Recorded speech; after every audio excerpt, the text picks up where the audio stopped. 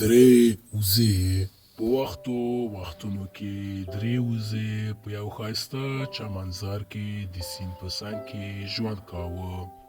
هغوی درې ورونه ول، سپین، نارنجي او جګري.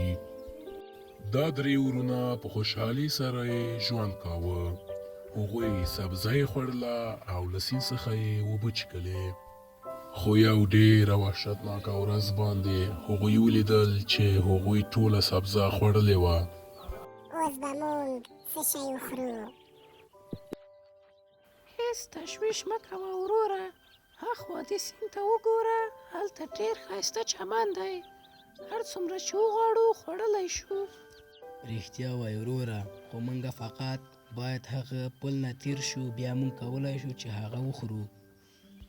خو تېرېدل د پل څخه دومره اسانه نه و، ځکه چې د پل لاندې یوې ډېرې بدې بلا ژوند کاوه او په ټول جهان کې د هغې د خوښې شی وزه وه.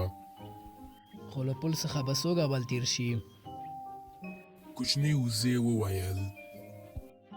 زه به اول له پل څخه تیر شمه. کوچنۍ وزې یو نفس یې واخیسته او د پل په خوا روان شو.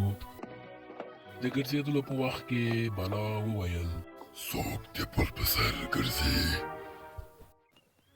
زه سپینه وزه د پل په سر ګرځېدلم. زه غواړم چې له پل څخه تیر شم او سبزه وخورم. نه، ته دا کار مه کوه. هغه بلا د پل په سر جګه شوه. هغې شین ځان، غټه پزه، دانې په مخ او تیره سپین غاښونه یې درلودل. زه غواړم ته وخورم. کوچنۍ وزه ډېره ډاره شوې وه، خو هغه وزه هوښیاره هم وه. زه فکر نه کوم چې ته ما وخورې، ځکه چې زه ډېر کوچنی یم او ته به زما په غوښې موړ نه شې. ته صبر وکړه تر څو زما غټ ورور چې 2 برابره له ما څخه غټ دی هغه راشي. صحیح ده، راسه له پل څخه تیر شه. کوچنۍ وزې وشو کولی چې له پل څخه تیر شي او چمن ته ورسیږي. هاخوا د پل دا 2 وزې ډېرې خوشحالې وې چې د دوی ورور تیر شو. اوس زه ځم. نارنجي وزه د پل په خوا روان شو. د ګرځېدلو په وخت کې ناڅاپه، څوک د ما د پل په سر ګرځي؟ زه یمه، زه غواړم له پل څخه تیر شم او خپل وړوکي ورور څنګ کې ولاړ شم.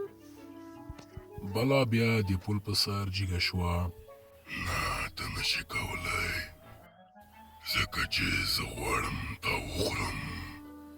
نارنجي وزه ډېر وډار شو، خو هغه هم د کوچني ورور په څېر یې هوښیار و.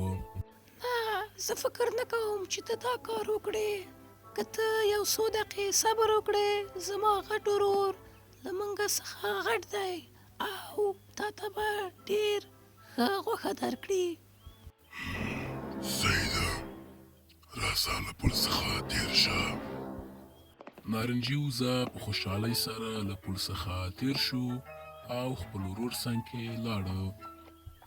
په بلې خوا غټ ورور ډېر خوشحاله و چې ورونه یې د پل هغې خواته رسېدلي دي. هغې هم تصمیم ونیوه چې د پل په خوا لاړ شي. هغه د پل په سر ګرځېده چې ناڅاپه، څوک د ما د پل په سر ګرځي؟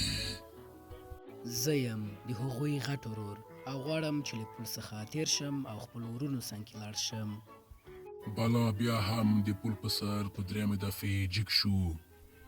نه، ته نشې تللی، زه غواړم چې تا وخورم. خو د بلا بدو تالو څخه هغه وزه له هېڅ شي نه ډارېدله. هغې منډه کړه او منډه یې کړله او هغه بلا یې په خپل شاخو سره ووهه، ډز، او هغه باد د بلا یې په اوبو کې واچوله.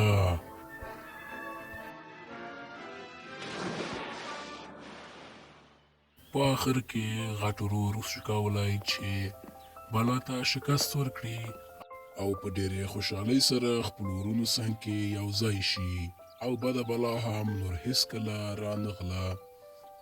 د نورو ویډیوګانو لپاره زموږ چینل لایک، سبسکرایب او زنګوله ووهئ.